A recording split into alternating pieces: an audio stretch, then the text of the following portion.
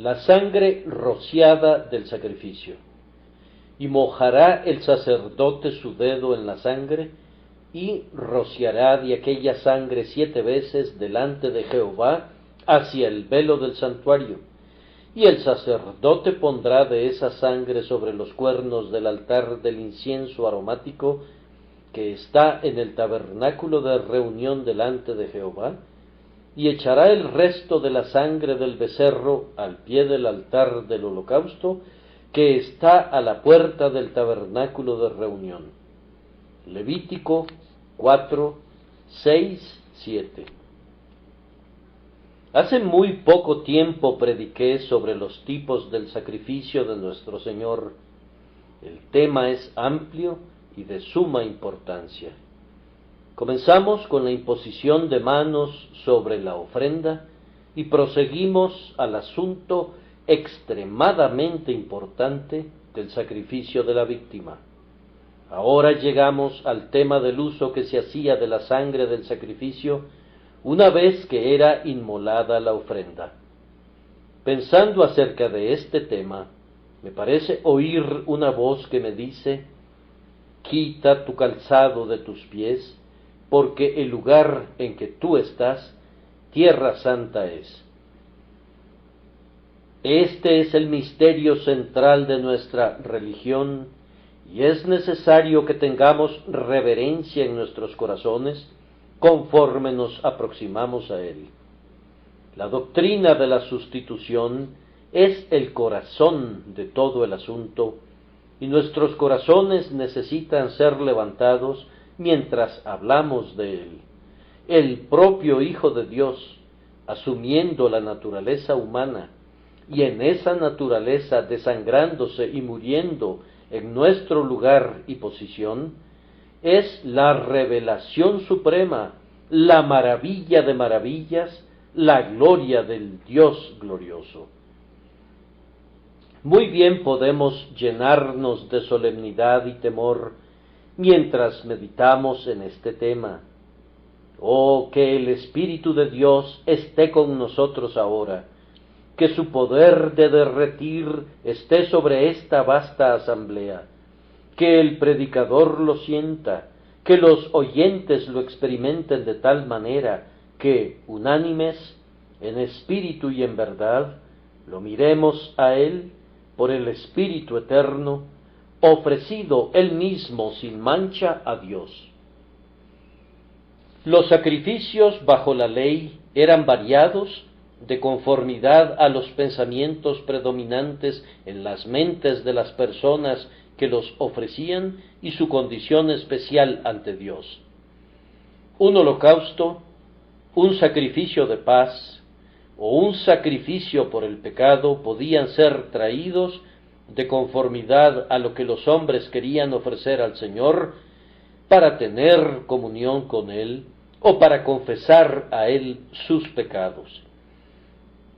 Había un sacrificio especialmente destinado para el sacerdote ungido, otro para toda la congregación, otro para un rey y todavía otro más para alguien del pueblo. En verdad, todos los tipos de sacrificios apuntaban al único grandioso sacrificio, pero a la vez indicaban varias marcas y características del indiviso Cordero de Dios. Las víctimas iban desde un becerro, pasando por un cordero, hasta llegar a 2 tórtolas o 2 palominos. Tenemos perspectivas diferentes del sacrificio de Cristo según nuestra capacidad de verlo. Y, sin embargo, todas estas perspectivas pueden estar muy conformes con la verdad, pues la expiación tiene muchas facetas y opera en muchas direcciones. Los tipos que encontramos en el libro de Levítico representan las diferentes perspectivas que las mentes de los creyentes tenían de nuestro Señor Jesucristo. Todos ellos manifestaban a un Cristo único, pero cada uno desde una diferente perspectiva. La misericordia es que el sacrificio de nuestro Señor Jesús es apropiado para ti e igualmente apropiado para mí y para todos los que vienen a Él por fe, el rico, el pobre, el valiente, el tímido, el amigable y el inmoral, todos encuentran en Jesús aquello que se ajusta al caso individual. Tú puedes ser una persona de mente grandiosa y de pensamiento profundo, pero tú encontrarás en Jesús todo lo que tu elevada inteligencia pueda desear. Yo podré ser una persona de poca educación y de estrechos poderes de pensamiento, pero yo encontraré que el Señor Jesús se adapta a mi capacidad limitada. Los rabinos dicen que el maná era placentero al gusto de cada persona, y de la misma forma el Cristo de Dios es el Cristo de cada persona, de tal forma que ningún hombre que venga a Él estará decepcionado, sino que cada uno verá su necesidad provista. Cada hombre encontrará su caso perfectamente resuelto por la expiación del Salvador, tanto como si Jesús estuviera preparado para resolver únicamente su caso, como si ese hombre fuera el único pecador bajo el cielo, o Jesús fuera un redentor enviado únicamente para él entre todas las familias de los hombres. Oh, la profundidad de la sabiduría y de la gracia de Dios en la persona y la obra de nuestro Señor Jesucristo. Noten especialmente, con gran interés, que había sacrificios provistos para pecados por ignorancia, pecados por yerro bajo la ley. Por lo tanto, podemos concluir con seguridad que un pecado por ignorancia es un pecado. No hay esa intensidad de mal en un pecado por ignorancia como la que se ve en una transgresión deliberada y premeditada, pero aún así hay pecado en él, pues ninguna ley puede tolerar que la ignorancia sea una excusa para la ofensa, puesto que el sujeto tiene el deber de conocer la ley. Aun si yo hago aquello que es malo, con el deseo sincero de hacer lo correcto, aun así mi acto indebido tiene una medida de pecado en él. Ninguna cantidad de sinceridad puede convertir la injusticia en justicia o transformar la falsedad en verdad. Pueden ilustrar esto con los severos hechos de la naturaleza.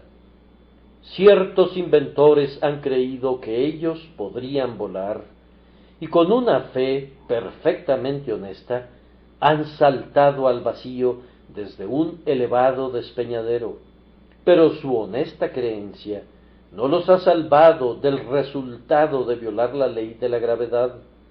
Han caído a tierra y se han despedazado tan cierta y terriblemente como si no hubieran creído realmente en sus poderes de volar.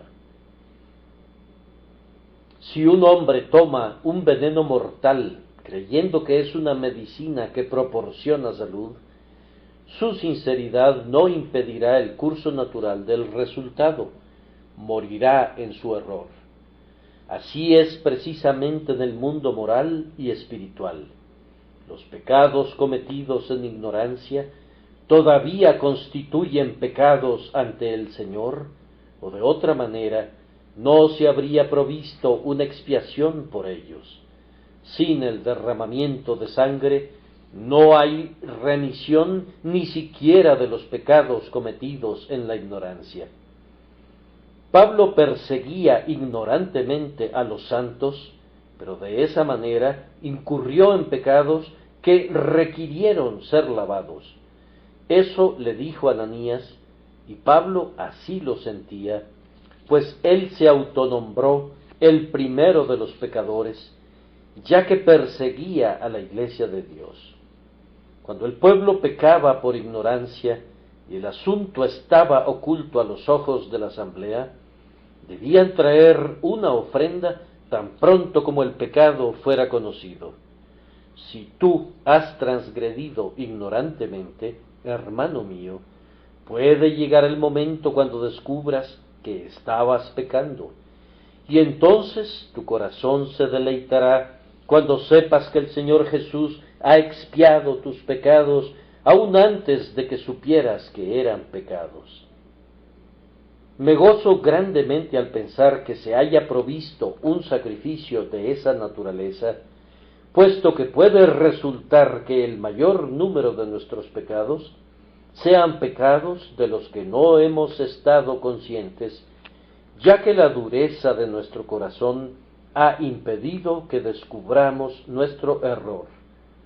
Tú puedes haber pecado, y sin embargo, no tener una conciencia de ese pecado en el presente. Sí, y puede ser que nunca tengas conciencia de esa ofensa particular en este mundo, y sin embargo, será de todas formas un pecado. Muchos hombres buenos han vivido con un mal hábito y han permanecido con él hasta la muerte, y sin embargo, no han sabido que era malo. Ahora, si la sangre preciosa de Jesús sólo quitara el pecado que hemos percibido en detalle, su eficacia estaría limitada por la iluminación de nuestra conciencia, y por lo tanto, algún pecado gravoso podría ser pasado por alto y probaría ser nuestra ruina. Pero puesto que esta sangre quita todos los pecados, borra aquellos que nosotros no descubrimos, así como también aquellos que nosotros lamentamos. Líbrame de los que me son ocultos. Es una oración para la que la expiación de Cristo es una respuesta plena. La expiación actúa de conformidad a cómo ve Dios al pecado y no de conformidad como nosotros lo vemos, pues nosotros solo lo vemos en parte, pero Dios lo ve plenamente y lo borra completamente. Cuando nosotros descubrimos nuestra iniquidad, nuestro deber es llorar por su causa, con arrepentimiento verdadero y profundo. Pero si hay algunos pecados cuyos detalles no hemos discernido, y consecuentemente no los hemos confesado separadamente mediante un acto de arrepentimiento específico, sin embargo, a pesar de eso, el Señor quita ese pecado nuestro, pues está escrito: la sangre de Jesucristo su Hijo nos limpia de todo pecado. Esos desconocidos sufrimientos de Cristo que menciona tan sabiamente la liturgia griega, han quitado de nosotros esos pecados desconocidos que nosotros no podemos confesar en detalle, porque todavía no los hemos percibido. Bendito sea Dios por ese sacrificio que limpia para siempre no sólo nuestras faltas deslumbrantes, sino aquellas ofensas que el autoexamen más minucioso no ha descubierto todavía. Después que la sangre había sido vertida al sacrificar la ofrenda, y así se había hecho la expiación, 3 actos diferentes se debían realizar por parte del sacerdote. Los tenemos descritos en nuestro texto, y si ustedes amablemente miran, verán que casi las mismas palabras se repiten en los versículos 17 y 18, y asimismo en el versículo 25 y en el versículo 34, donde con menos detalle se expresa casi el mismo acto. Y mojará el sacerdote su dedo en la sangre, y rociará de aquella sangre 7 veces delante de Jehová hacia el velo del santuario. Y el sacerdote pondrá de esa sangre sobre los cuernos del altar del incienso aromático, que está en el tabernáculo de reunión delante de Jehová, y echará el resto de la sangre del becerro al pie del altar del holocausto, que está a la puerta del tabernáculo de reunión. Todo esto es simbólico de la obra del Señor Jesús y de los múltiples efectos de su sangre. Había tres cosas. Primero, mojará el sacerdote su dedo en la sangre y rociará de aquella sangre 7 veces delante de Jehová hacia el velo del santuario. Esto representa el sacrificio de expiación en su referencia a Dios. A continuación, el sacerdote pondrá de esa sangre sobre los cuernos del altar del incienso aromático que está en el tabernáculo de reunión delante de Jehová. Esto expresa la influencia de la sangre sobre el ofrecimiento de oración de intercesión. En tercer lugar, leemos: y echará el resto de la sangre del becerro al pie del altar del holocausto. Esto expresa la influencia de la sangre de Cristo en todo nuestro servicio para el Señor. Oh, que tengamos el poder del Espíritu con nosotros para mostrar las cosas de Cristo. Comenzamos con el sacrificio de Cristo en su relación con el Señor Dios de Israel. En el tipo que tenemos ante nosotros, el asunto prominente ante Dios es la sangre de la expiación. No se hace ninguna mención de la ofrenda vegetal, ni de la libación, y ni siquiera del incienso aromático sobre el altar de oro. El único objeto conspicuo es la sangre. Esta era rociada delante del Señor hacia el velo del lugar santísimo. Estoy muy consciente de que algunas personas exclaman: el predicador está hablando continuamente de sangre, y esta mañana, desde el primer himno hasta el último, él nos ha puesto frente a nosotros alusiones constantes a la sangre. Estamos horrorizados de eso. Yo deseo que se horroricen, pues ciertamente el pecado es una cosa ante la que debemos temblar, y la muerte de Jesús no es un asunto que debamos tratar con ligereza. La intención de Dios era despertar en el hombre un gran sentimiento de disgusto por el pecado, haciéndole ver que sólo podía ser quitado mediante el sufrimiento y la muerte. En el tabernáculo en el desierto, casi todo fue santificado mediante la sangre. Las gotas púrpuras cayeron sobre el libro y sobre todo el pueblo. La sangre debía verse por todos lados. Tan pronto entrabas al atrio exterior, podías ver el gran altar de bronce, y al pie del altar se derramaban continuamente vasijas conteniendo sangre. Cuando traspasabas el primer velo y entrabas al lugar santo, si podías ver algún sacerdote, lo hubieras visto todo salpicado de sangre. Sus vestiduras blancas como la nieve mostraban muy vívidamente las manchas carmesí ante los ojos. Si veías a tu alrededor, mirabas los cuernos del altar de oro del incienso manchados con sangre, y el hermoso velo que cubría el santuario interior estaba orlado con la sangre que rociaban. El santo tabernáculo no era en lo absoluto un lugar para los sentimentales.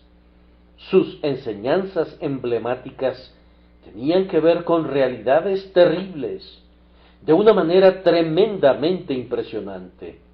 Su ritual no tenía la intención de gratificar al gusto, sino de impresionar la mente. No era un lugar para caballeros refinados, sino para pecadores quebrantados.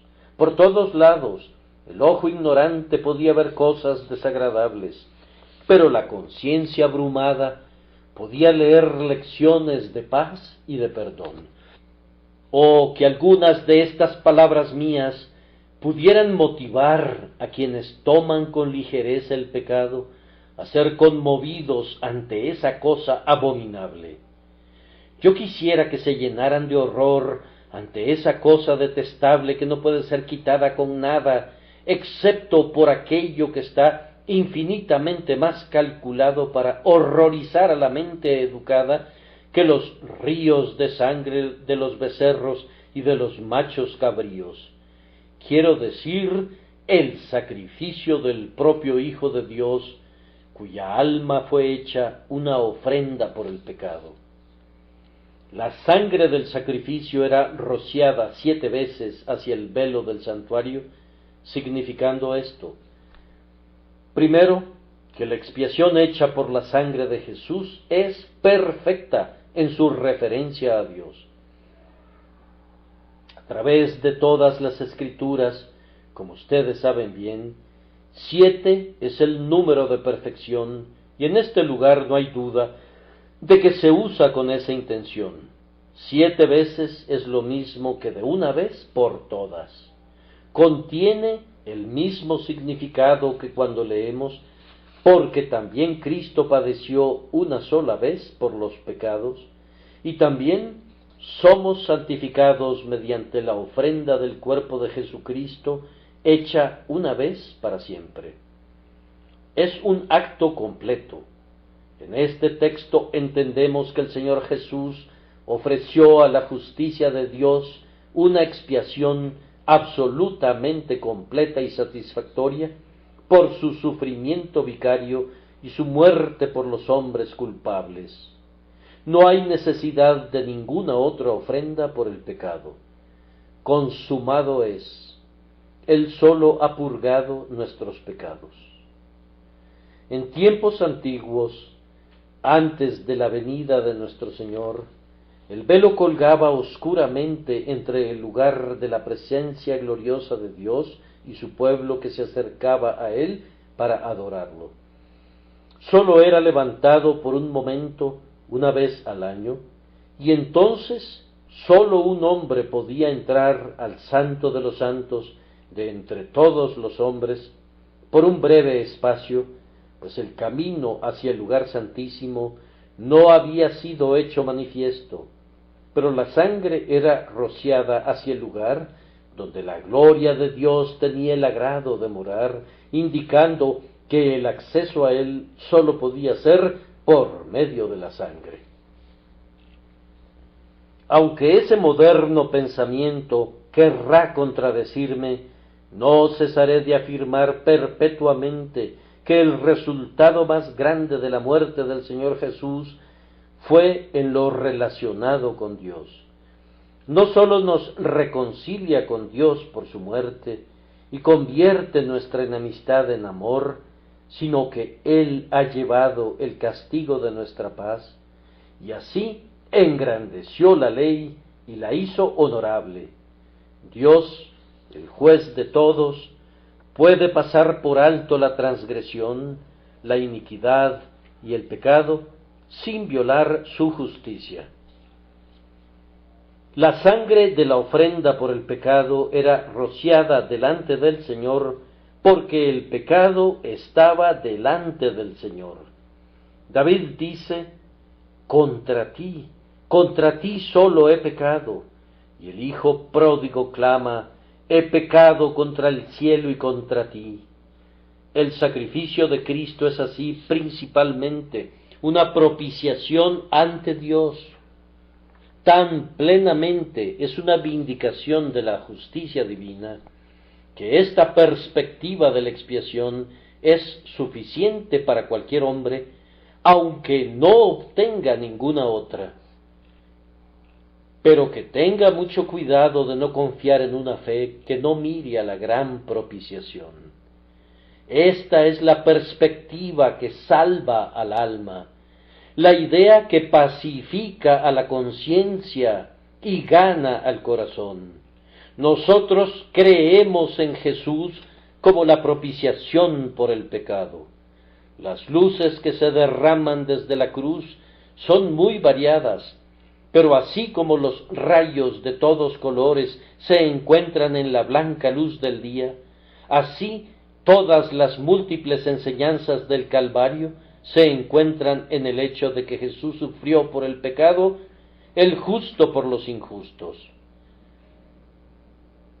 ¿Acaso sus corazones no se sienten gozosos al pensar que el Señor Jesucristo ha ofrecido una expiación perfecta, cubriéndolo todo, quitando cada obstáculo a la misericordia de Dios, limpiando el camino para que el Señor justifique al culpable muy justamente.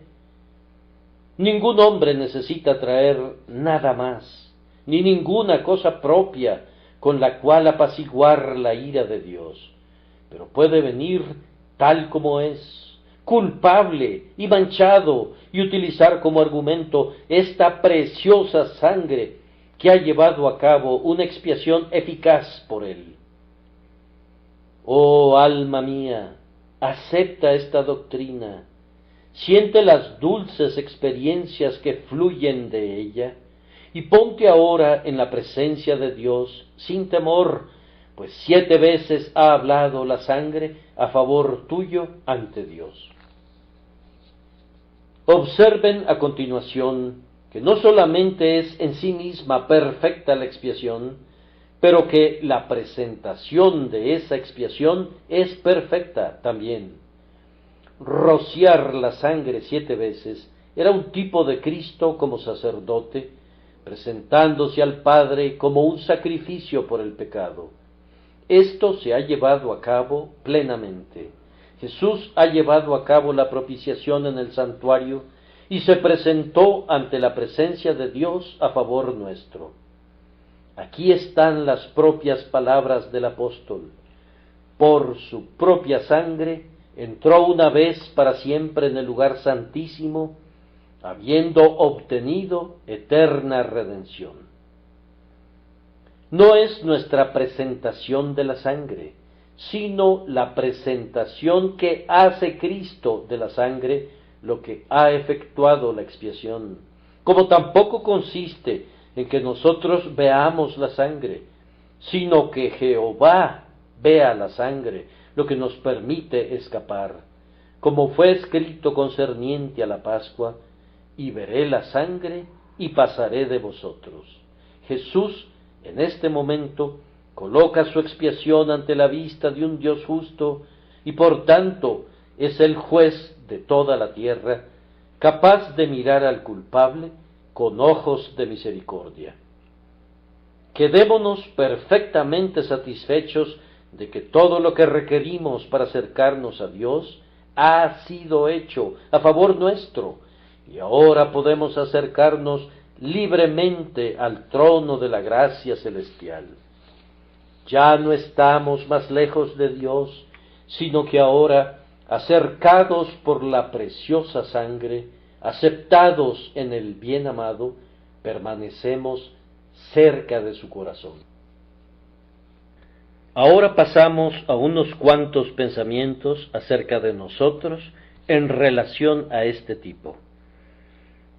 Esta rociada de la sangre llevada a cabo 7 veces delante del velo significaba que el camino de nuestro acceso a Dios es sólo en virtud de la sangre preciosa de Cristo.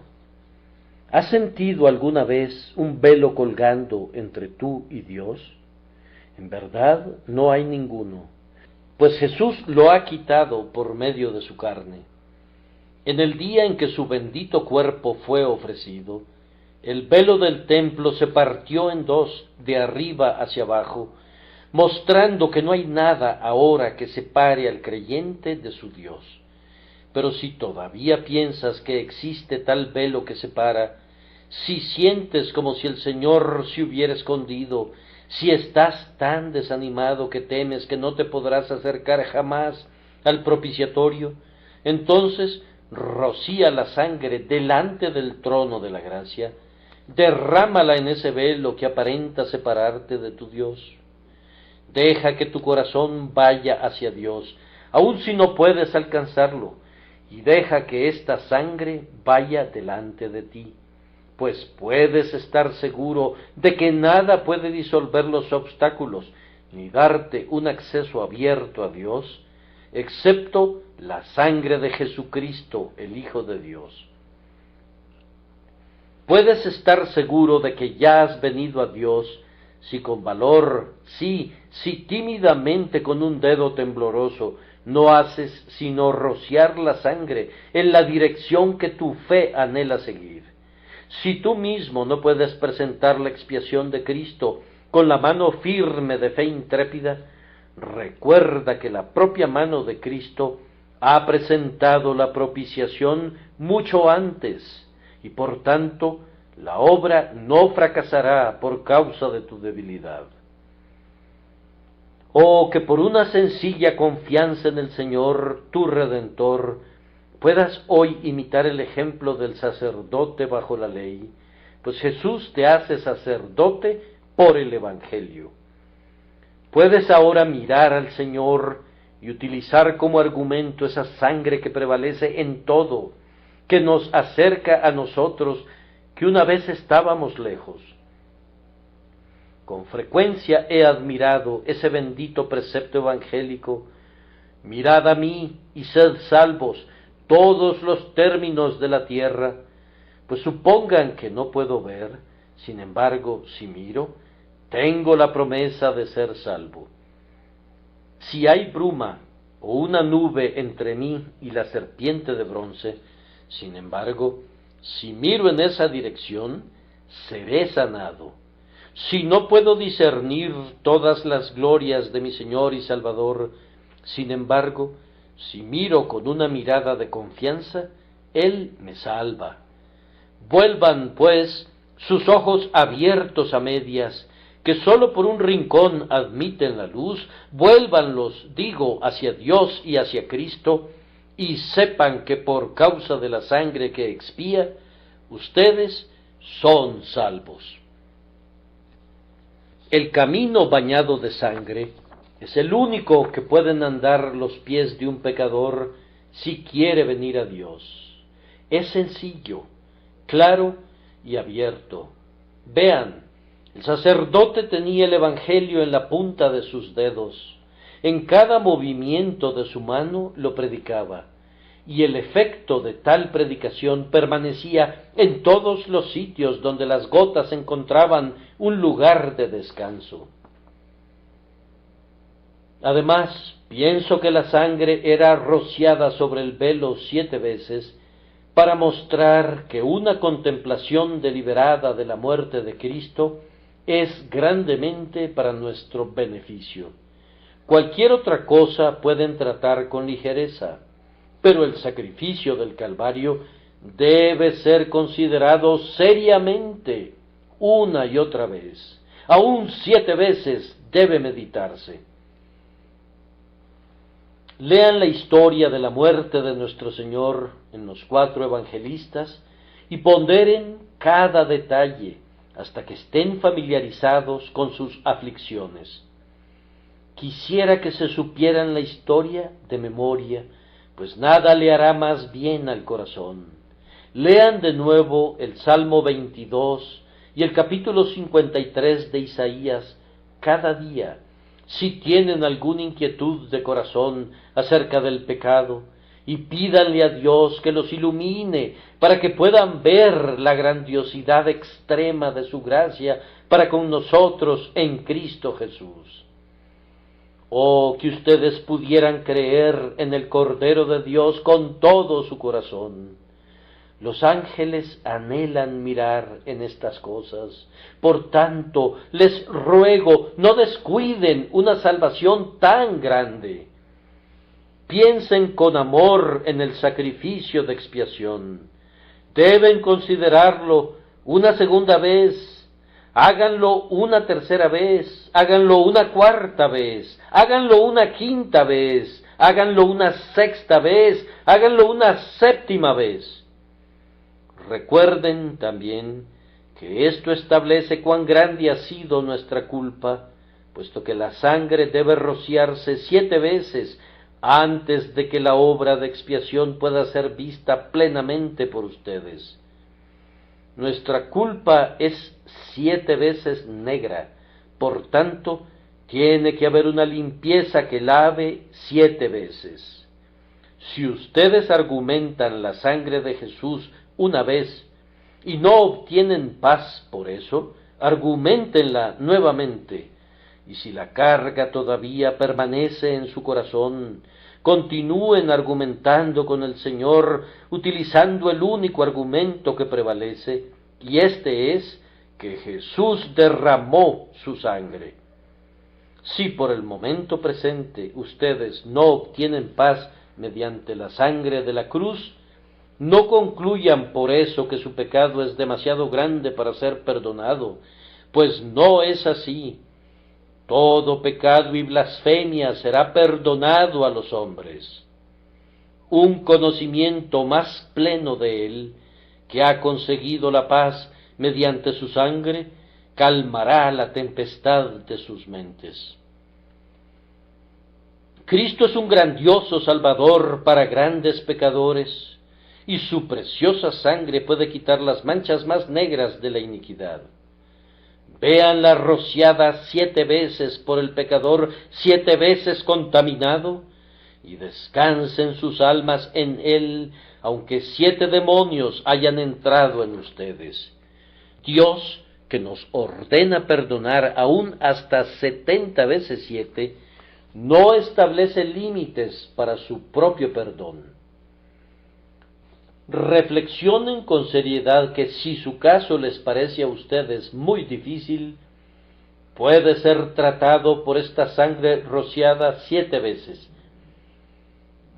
Si tú dices, mi corazón es tan duro, no puedo lograr que sienta, o si dices, soy tan frívolo e insensato que olvido lo que una vez aprendí, entonces continúa mirando a la sangre de Jesús y obtén esperanza de allí, aún hasta 7 veces. No se separen de eso, les pido. ¿Dónde más podrían ir? El deseo del diablo es apartarlos del pensamiento de Cristo, pero recuerden que los pensamientos sobre cualquier otra cosa les servirán de muy poco. Su esperanza está en pensar en Jesús, no en ustedes.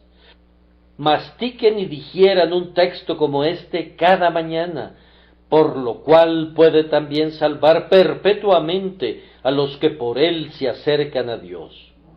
Váyanse a la cama con este versículo en sus bocas: la sangre de Jesucristo, su Hijo, nos limpia de todo pecado.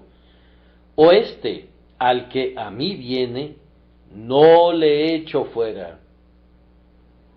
Ese hombre de Dios tan querido, el señor Moody Stuart, nos dice en alguna parte que una vez habló con una mujer que tenía muchas angustias por sus pecados. Ella era una persona muy instruida y conocía la Biblia muy bien, así que este señor tenía problemas acerca de qué decirle, ya que ella estaba muy acostumbrada a la verdad salvadora. Finalmente le recordó con mucha fuerza aquel pasaje: palabra fiel y digna de ser recibida por todos, que Cristo Jesús vino al mundo para salvar a los pecadores. Y él observó que ella pareció encontrar un quieto alivio en un suave fluir de lágrimas. Él oró con ella, y cuando ella se puso de pie, parecía mucho más consolada.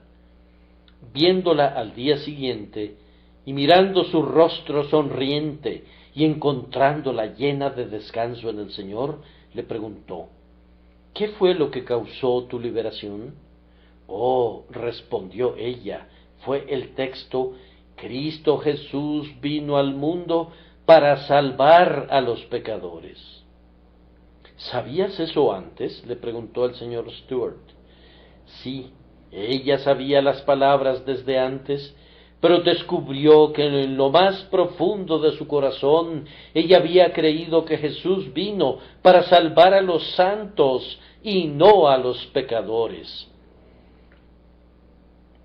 ¿Acaso muchas personas despiertas no permanecen en ese mismo error? Bien, quiero que tú, pobre corazón atribulado, sí, y también tú que tienes un espíritu lleno de gozo, que continúen con esta presentación repetida 7 veces del sacrificio de Cristo para Dios. Y aun si pende un velo entre tú y el Señor, te ruego que te mantengas rociando con sangre el velo, hasta que ante tus ojos de fe el velo se parta en dos, y tú estés en la presencia de tu Dios reconciliado, gozándote en Cristo Jesús. Nuestro siguiente encabezado es este: la sangre y su influencia en la oración. Y el sacerdote pondrá de esa sangre sobre los cuernos del altar del incienso aromático, que está en el tabernáculo de reunión delante de Jehová. El sacerdote en este caso va desde el interior del lugar santo rumbo al atrio exterior, habiendo estado frente al velo del lugar santísimo, se regresa y encuentra a un costado el altar recubierto de oro del incienso con una cubierta de oro. Hacia allá se dirige con determinación y pone una porción de la sangre sobre cada uno de sus cuernos. Los cuernos significaban poder, y la explicación del símbolo es que no hay ningún poder en la oración de intercesión aparte de la sangre de la expiación. Recuerden primero que la intercesión de Cristo mismo está basada en su expiación. Él está intercediendo diariamente ante el trono de Dios, y su gran argumento es que Él se ofreció a sí mismo sin mancha ante Dios. Me parece a mí muy claro y bendito que nuestro Señor haga esta súplica principal ante el Padre a nuestro favor: he terminado la obra que me diste que hiciera. Él ha sufrido en lugar nuestro, y cada día argumenta estos sufrimientos por nosotros. Su sangre habla mejor que la de Abel. Él no busca ningún nuevo argumento, sino que siempre menciona este viejo argumento: su sangre derramada por muchos para remisión de los pecados. Con todo eso, Jehová quiso quebrantarlo, sujetándole a padecimiento, y ahora le agrada al Padre escucharlo. Las especias molidas de su pasión son un incienso de olor agradable, y derivan una doble aceptación del altar untado de sangre sobre el que es presentado. Y ahora apliquen el tipo a ustedes. Ustedes y yo debemos ofrecer incienso sobre este altar de oro por nuestra intercesión diaria a favor de otros, pero nuestro argumento debe ser siempre la sangre de expiación de Jesús. Les ruego, queridos amigos, que utilicen este argumento mucho más de lo que acostumbran hacerlo en sus oraciones. Tenemos que clamar a Dios por los pecadores, y tenemos que clamar a Dios por los santos, pero el sacrificio de Jesús debe ser nuestra fortaleza en las peticiones. La intercesión es una de las tareas más excelentes en las que se puede involucrar un cristiano. Tiene en sí el honor tanto del sacerdocio como del trono.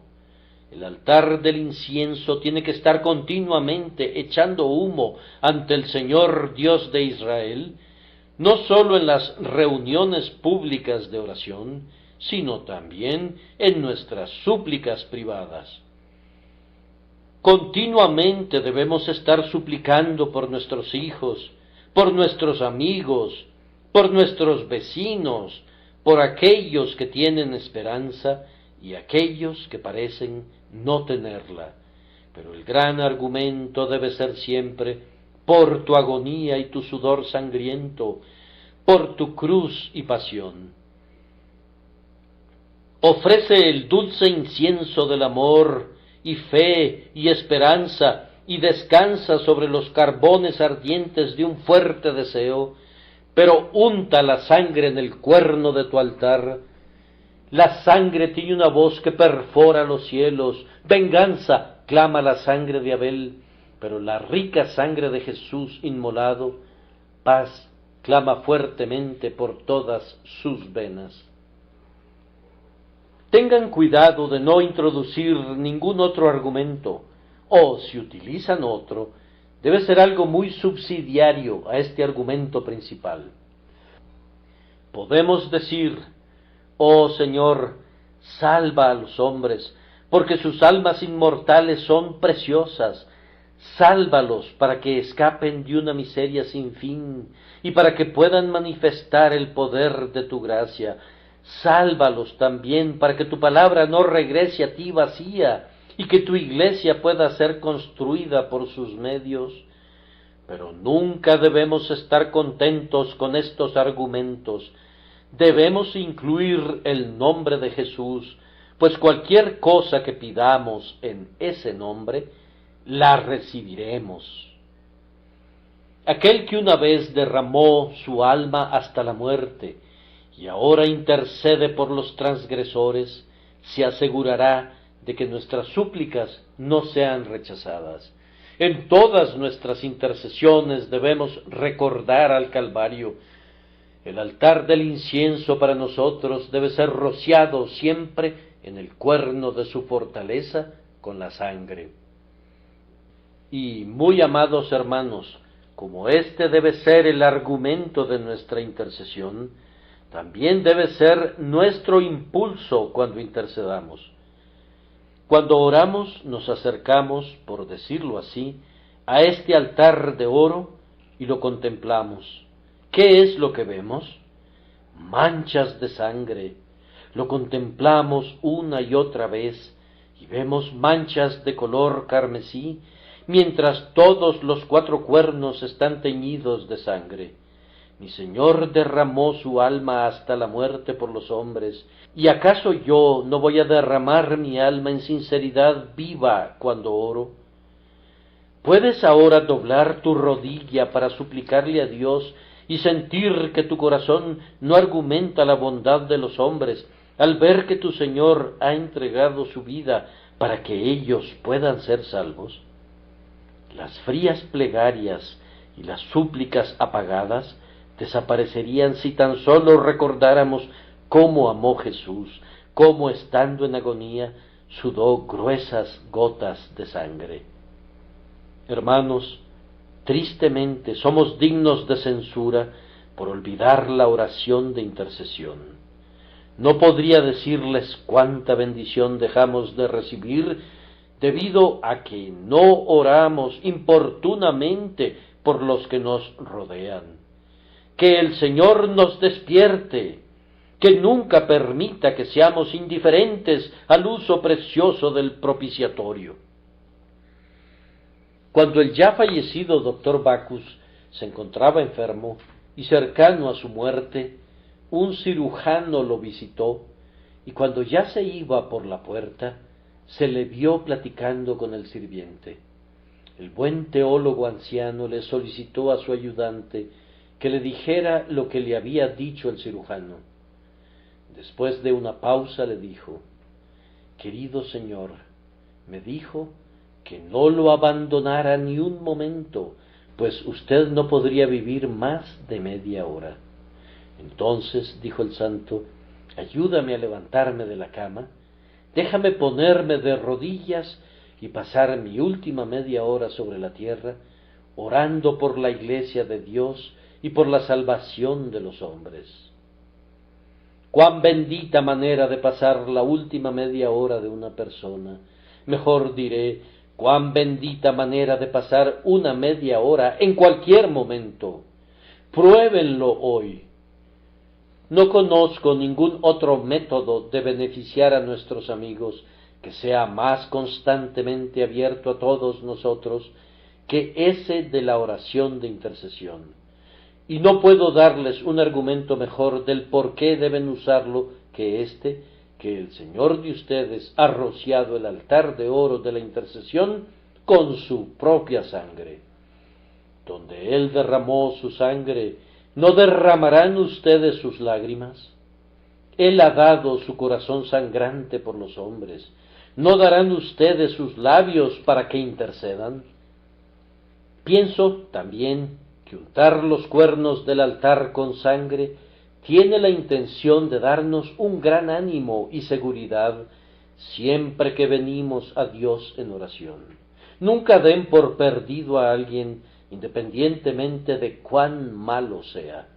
Si ustedes conocen a algún hombre que se parece tanto al diablo como se parecen dos frijoles entre sí, todavía tengan esperanza por él, porque cuando ustedes vienen al altar de oro para ofrecer sus oraciones a su favor, ¿qué es lo que ven?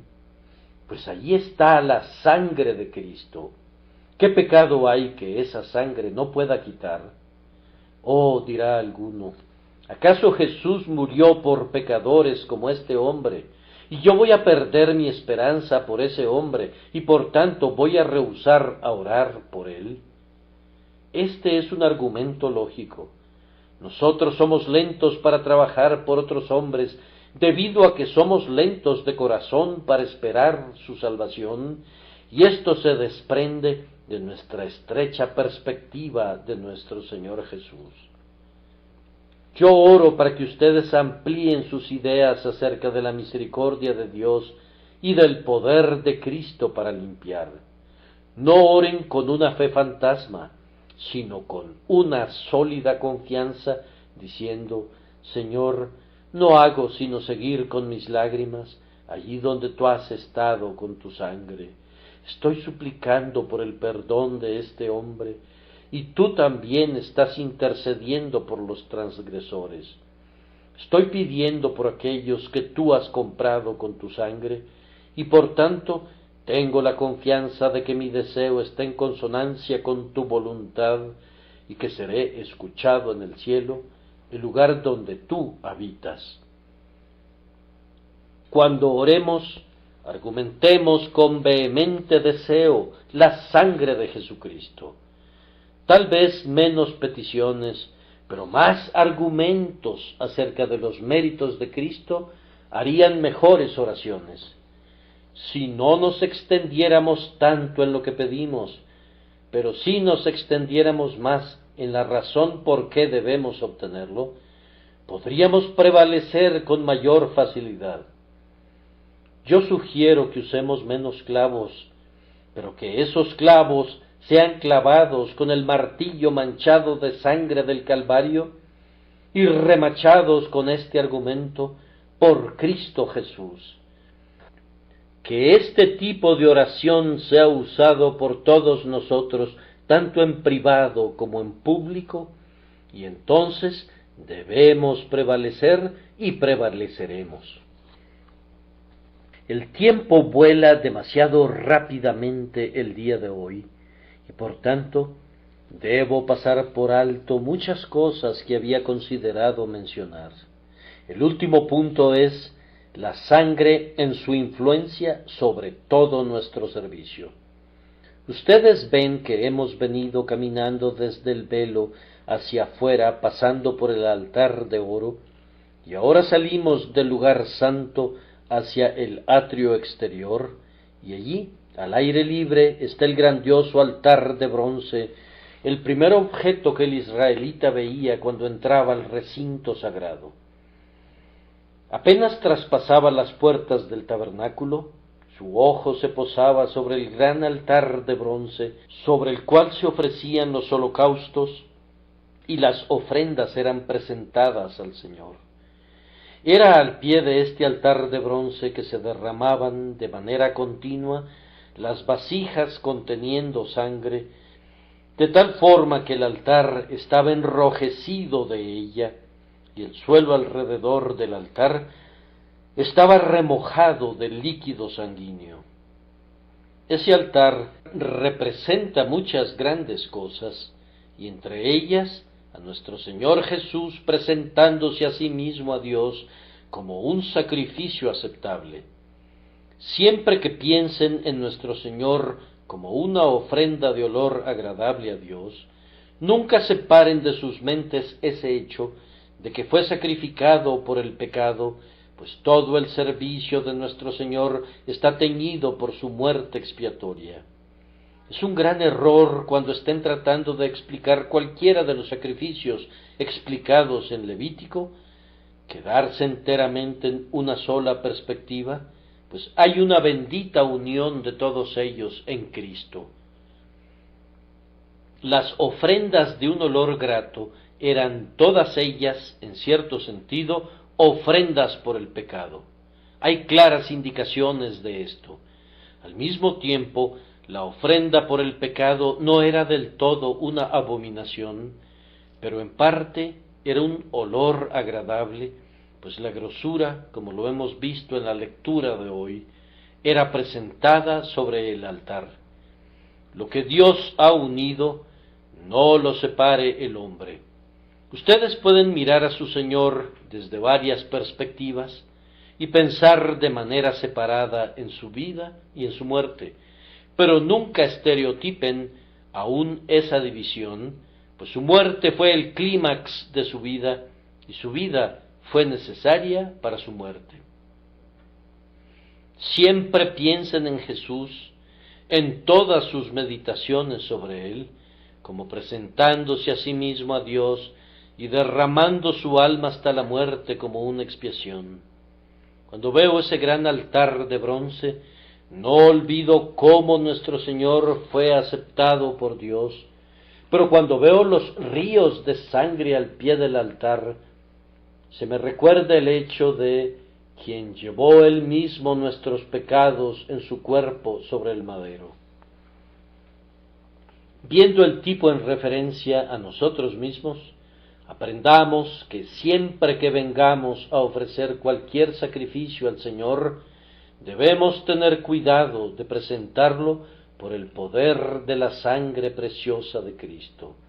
La adoración de esta mañana, Dios conoce nuestros corazones, Él sabe cuántos lo han adorado realmente, y Él sabe, de entre todos los que adoran, cuántos le hemos presentado nuestro sacrificio pensando solo en el mérito de Jesús, como la razón por la cual debe ser recibido.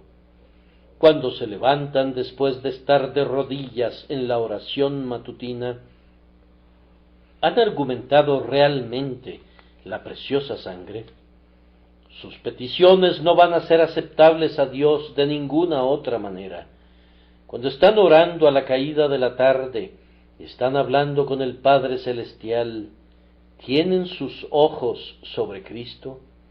Si no es así, tu devoción será rechazada. Lo mismo que sucede con la adoración en forma de oración, así también sucede con la adoración en forma de alabanza.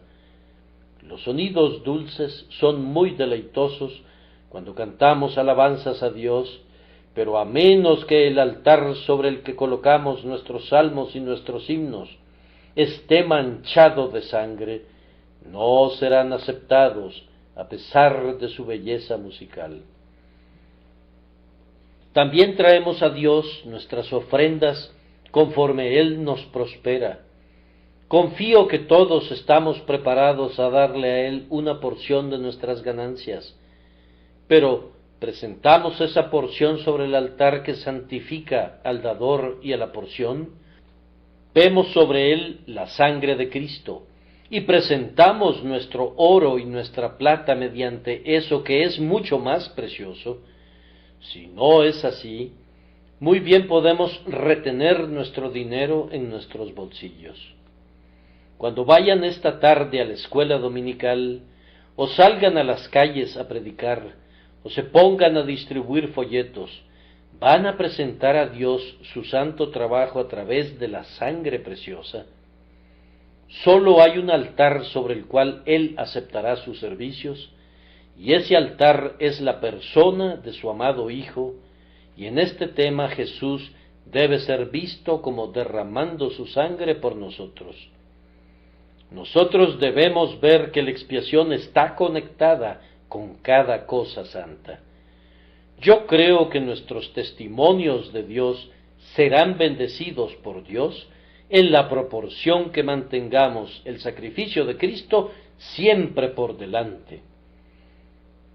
Alguien le preguntó a nuestro hermano, el señor Muri, a qué se debía que era tan exitoso, y se dice que él respondió: bien, si debo responder, yo creo que es debido a que nosotros predicamos sencilla y claramente la doctrina de la sustitución.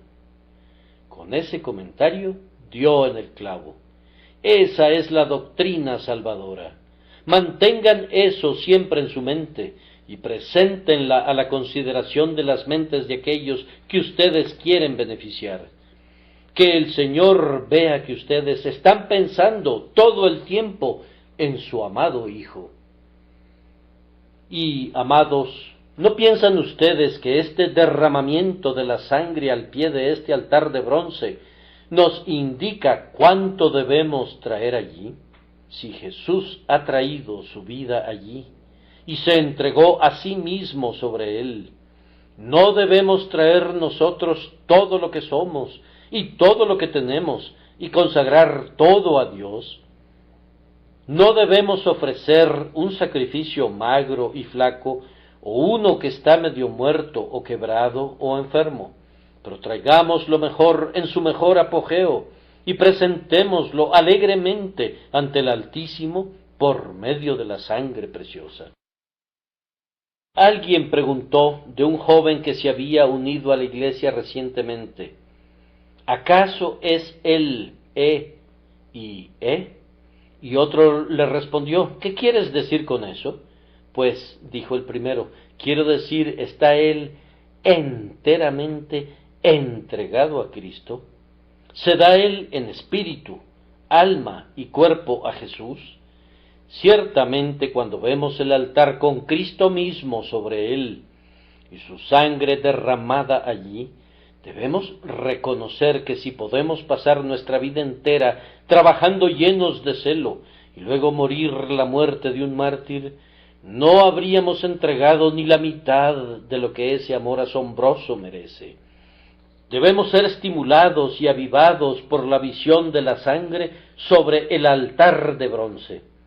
Por último, ustedes pueden observar que la sangre era derramada al pie del altar.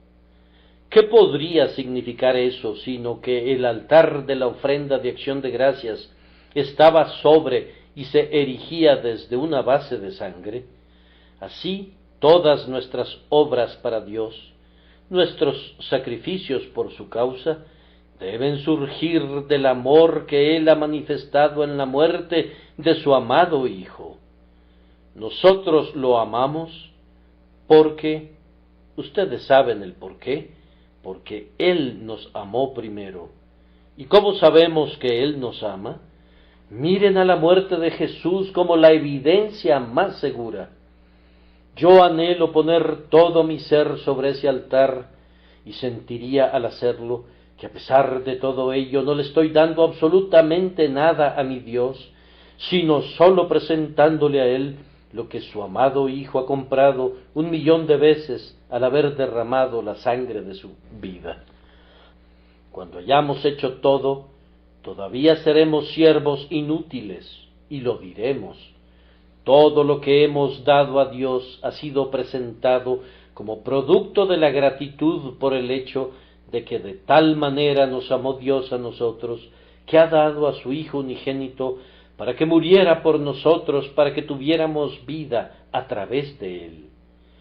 Llenen el altar, que haya muchas ofrendas acumuladas sobre él, que hecatombes lancen su humo sobre el altar que está construido sobre el indecible don de Dios. Cuando el pecado es quitado, el servicio es aceptado. Entonces ofrecerán becerros sobre tu altar.